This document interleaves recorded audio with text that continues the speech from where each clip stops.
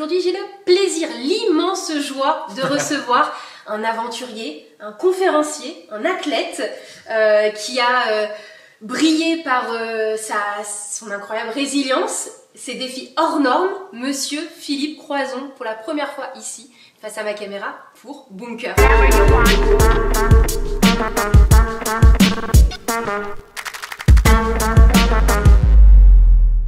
Comment tu vas? Bonjour. Bah écoute, ça va très bien.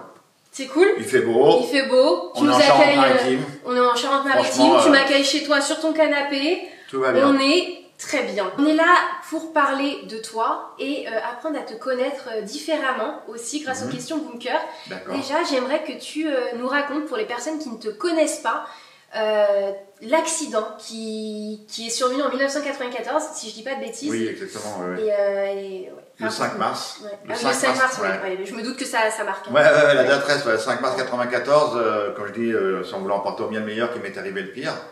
J'avais un petit garçon âgé de 7 ans, un petit bébé à l'arrivée. La famille allait s'agrandir, la maison était trop petite, il a fallu déménager. Sur le toit de ma maison, il y avait une antenne de télévision. Et je me suis dit, je vais quand même pas laisser cette antenne sur le toit. En bon bricoleur, j'ai pris les chaînes en aluminium que j'ai plaqué contre le pignon de la maison. Une grande maison tourangelle très très haute avec son toit en ardoise, bien pointu. Je me suis cordé à la cheminée et j'ai pris toute la sécurité. Et j'avais bien vu la ligne électrique derrière, mais je me suis dit, ça passe, il n'y a pas de raison. Je déboulonne mon antenne, je tiens très très fort le mât, bien sûr, qui était en fer, en acier. Et à un moment donné, je pose mes deux tibias sur le barreau de chaîne en aluminium, ce qui va créer un contact avec la terre. Et là, 20 000 volts vont traverser mon corps. Ça a créé un arc, ça a collé l'antenne sur la ligne électrique. Le courant est rentré par les mains, il est ressorti par les tibias. Et tu vois, à la régie, ils ont fait une grosse bêtise, ils ont cru que c'était une branche qui était tombée sur la ligne. Et pour faire sauter la branche, ils ont rallumé 3 fois le courant. Donc premier impact, c'est un arrêt cardiaque. Deuxième impact, je reviens à 1 mois. À partir de ce moment-là, je ne perdrai plus jamais connaissance, jusqu'à temps d'arriver à Tours, où là, ils vont m'amputer les 4 membres pour me sauver la vie. Parce que tout est trop brûlé, même calciné. Oui, c'était la seule chose à faire pour te sauver la vie, c'était amputer les 4 membres. Il y avait trop de toxines, il y avait trop de choses, il n'y avait rien à récupérer, tout était trop brûlé. Et à quel moment tu t'es dit, je vais transformer cette tragédie, parce que c'est une tragédie, en une force incroyable? C'est fou quand même tout ce que tu arrives à faire. La première réaction, bon, quand tu te réveilles, tu n'as plus de bras, plus de jambes, le réflexe humain et normal, c'est de vouloir mourir. C'est-à-dire ta vie elle est finie, elle s'arrête maintenant, les fameuses phases du deuil. C'est les 5 phases, le déni, la colère, la négociation, la dépression et enfin l'acceptation. Et quand je suis à l'hôpital, je me réveille, je sors du coma, tout le monde vient tenter sa chance pour essayer de me ramener à la vie. Et c'est un oncle de mon ex-femme qui vient me voir et qui me dit, écoute Philippe, je venais de me réveiller pratiquement du coma, et il me dit, écoute, moi j'ai perdu mon papa très jeune, toi t'es encore vivant mon garçon. Et il me dit, pense à Jérémy. Et là il continue sa phrase, il dit, pense aussi à Grégory. Parce que mon petit bébé, il est né 2 mois après l'accident.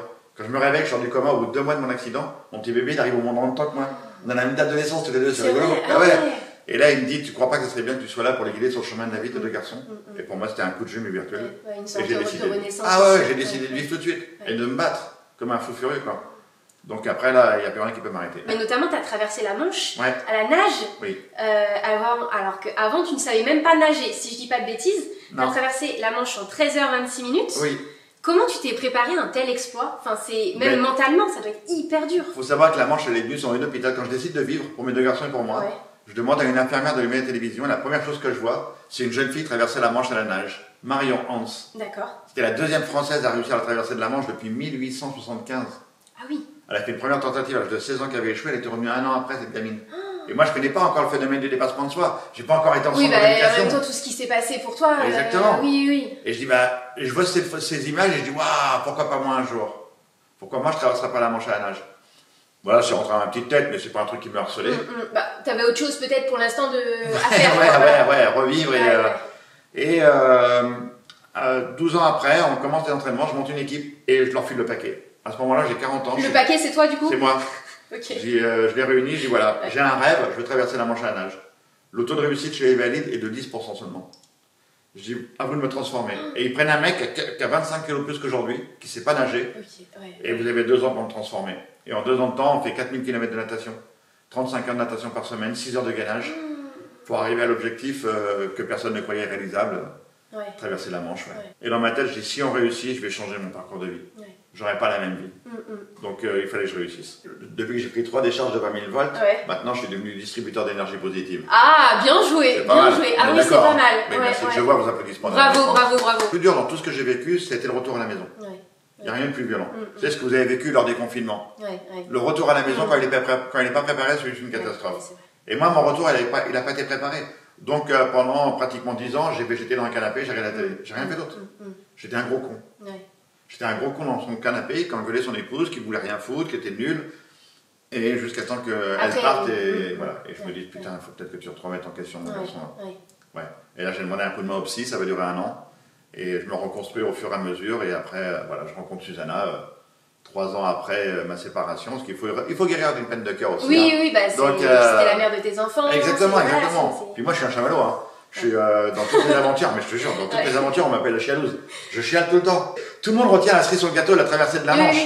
Mais la traversée de la Manche, c'est juste la fin. Oui, c'est le chemin qui est bon. Mais exactement. C'est les 2 ans de préparation, le dur, la violence du truc. Combien de fois j'ai craqué, combien de fois j'ai hurlé, combien de fois j'ai... Mais on n'a pas lâché l'affaire.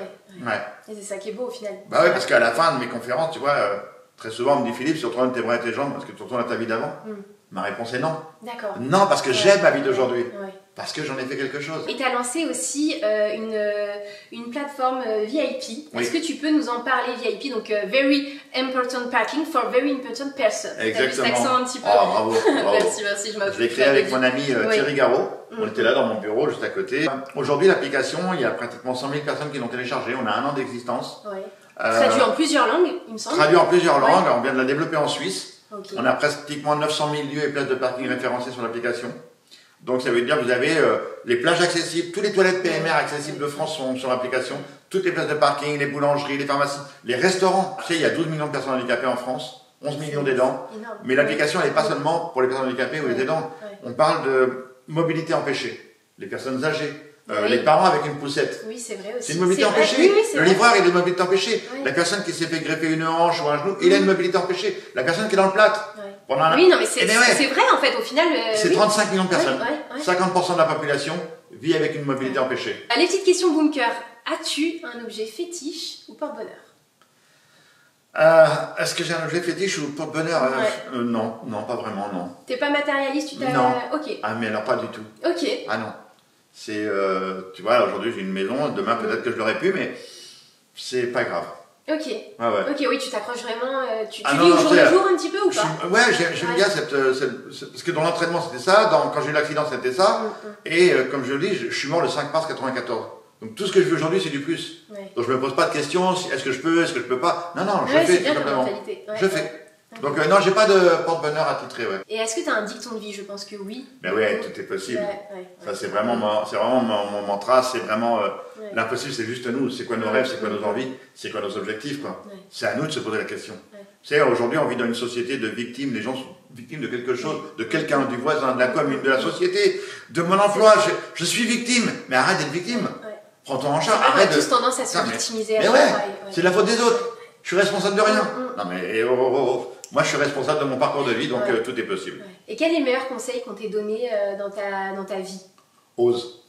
C'était le docteur Punel. J'étais dans son bureau, c'est le 2e centre de rééducation que j'allais faire. Je rentre dans son bureau et le gars me dit, tu vois, la porte là-bas, il y a marqué interdit. Va l'ouvrir. Et moi qui étais encore timide, je lui dis, mais c'est quoi l'intérêt, c'est quoi le but? Et là, il me regarde, il dit, parce que pour toi aujourd'hui, mon garçon, rien n'est interdit, mon gars. Ose. Tente ta chance. Et surtout malheureux. Attends pas que les gens viennent vers toi. Va les chercher, provoque-les, bouscule-les, demande-leur un coup de main, mon gars, t'es propriétaire de ta vie. Fonce. Et depuis ce temps-là, je l'ai écouté. Je fonce. Est-ce que tu es bon cuisinier? J'étais. D'ailleurs, c'est marrant parce que la cuisine est juste derrière là-bas. Oui, c'est une belle cuisine en plus. Le jour, je disais à Susanna, justement, ma chérie, je dis, écoute, chérie, j'aimerais bien partir en vacances dans un endroit où j'ai jamais été et tout ça. Elle m'a dit, bah, t'inquiète dans la cuisine. Donc. Bonne répartie, Susanna, oui. Alors j'étais un bon cuisinier parce que mon métier c'était charcutier traiteur à la base. D'accord, ok. On m'a forcé à faire ça pendant 2 ans. C'était pas du tout ce que j'avais envie de faire. Mais pourquoi on t'a forcé de... Bon, c'était comme ça à l'époque. Il y avait du... Voilà, il y a un qui cherche un apprenti, tu vas là-bas. D'accord. Ok, mais je veux pas faire ça, moi, je vais être menuisier. Oui, mais tu vas là-bas. D'accord, ok. Bon, voilà, c'était une autre époque. Et donc tu ne peux pas, là actuellement tu ne peux plus cuisiner, tu n'as pas d'aide de choses comme ça? Non, autant que tout est...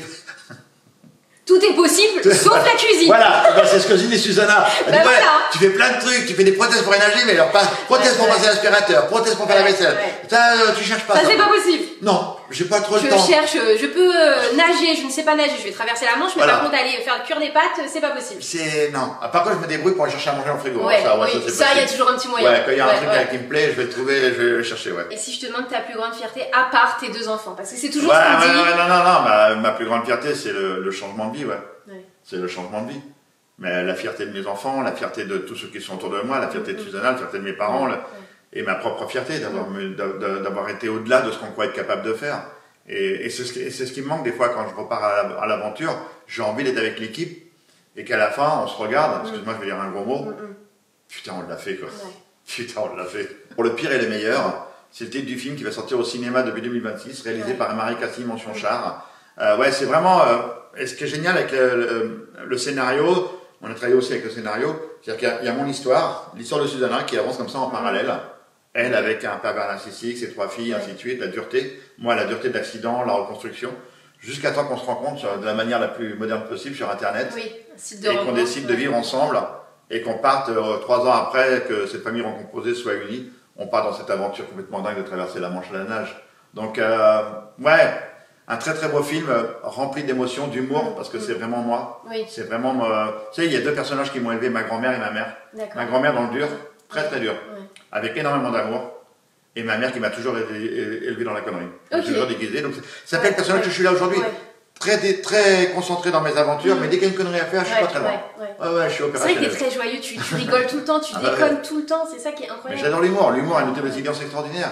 Il y a plusieurs outils de résilience dans ma vie. Ma famille, mes amis, l'amour, l'humour et le sport. Voilà les 4 outils de résilience qui m'ont vraiment reconstruit et qui ont fait le personnage que je suis devenu aujourd'hui. Et ça, c'est cool. Et en parlant donc de films, il y a un film documentaire aussi qu'a réalisé Fabien Berthelot, La Traversée de la Liberté, que j'ai eu la chance de voir en avant-première. Personnellement, j'ai chialé. C'est magnifique, c'est énormément d'émotions. Donc Fabien, le réalisateur, qui suit l'Académie, Philippe Croison, à travers une épopée incroyable aussi. Est-ce que tu peux nous en parler? Ça va être bientôt diffusé donc, au mois de mai sur France TV et puis France Outre-mer. Et puis Nouvelle-Aquitaine aussi. Bientôt. Dès qu'on aura la date, on leur dira. Ouais, bien sûr, on mettra tout ça sur les réseaux sociaux. Philippe est très actif de toute manière sur les réseaux et moi aussi, donc ça tombe bien. C'est un film qui est magnifique. Enfin, vraiment, faut le voir. Moi, je l'ai vu déjà sur grand écran, donc au cinéma, c'était fou. Mais comment tu te dis, ma vie inspire. J'ai lancé une académie qui aide des jeunes. C'est magnifique. C'est l'académie Philippe Croison qui est basée à Vichy. On leur offre ce que moi on m'a offert juste la confiance qu'ils méritent. Juste la confiance qu'ils méritent. Et tous ces gamins, à 6 heures, alors ça commence de 14 ans à 21 ans, Théo Curin, que certains voient à la télévision, sort de l'académie, Emeline Pierre, qui a eu la médaille d'or au 100 mètres nage libre, et la médaille de bronze au 100 mètres d'eau aux Jeux Paralympiques, sort de l'académie. Donc ces gamins... Tu fais vraiment des petits talents, quoi. Mais ils voient ces modèles. Ils voient ces modèles, donc ils disent, moi aussi j'ai envie de rentrer à l'académie. Donc ils rentrent à l'académie, à 6 heures du matin ils sont en l'eau. À 8 heures, ils vont au collège ou au lycée. Après, le soir, ils ont 1 heure de gainage, 1 heure d'études, ils mangent, ils dorment. Ils n'ont pas de vacances scolaires, c'est entraînement de haut niveau. C'est la discipline. C'est championnat de France, championnat d'Europe, championnat du monde. Et les Jeux Paralympiques, ils seront sélectionnés. Donc, et une fois par an, pour leur dire bravo, on les emmène à l'aventure. L'année dernière, on a fait donc la traversée de la liberté, le bagne à Cayenne, enfin l'île du Salut. Ils sont rentrés à la nage jusqu'en Guyane. Et après, ils ont passé quelques jours en forêt. Ce documentaire, c'est d'énergie en barre. C'est d'énergie en barre, je l'ai dit tout à l'heure, on vit dans une société où tout le monde est victime de quelque chose.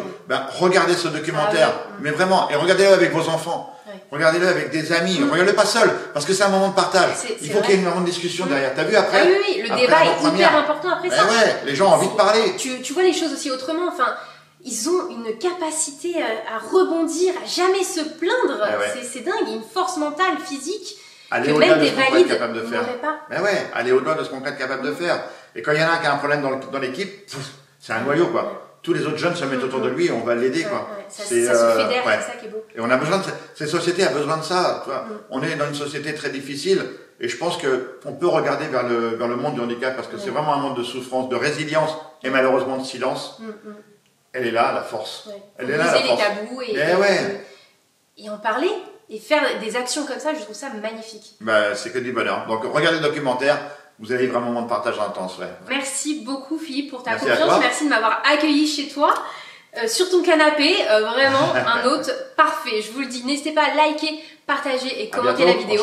Et check. Merci beaucoup Philippe. Merci à toi. On vous embrasse. Bisous. Au revoir.